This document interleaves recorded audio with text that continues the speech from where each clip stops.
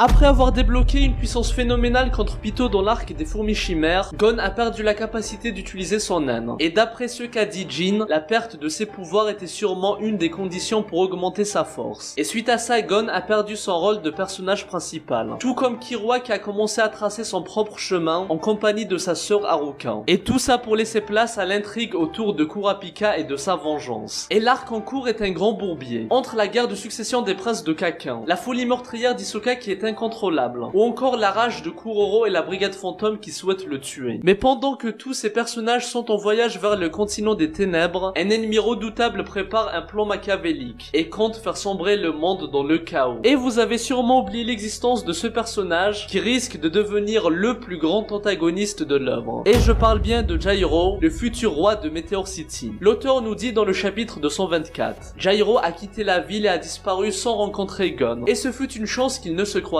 pas, que ce soit pour Gon ou pour Jairo. Mais un jour, ils finiront par se rencontrer. En fait, pendant que tout le monde sera dans le continent caché, Jairo va semer la terreur et propager le mal dans le monde entier. Et ça sera à Gon et Killua de faire leur grand retour après quasiment 10 ans d'attente sans les voir sur le devant de la scène. Et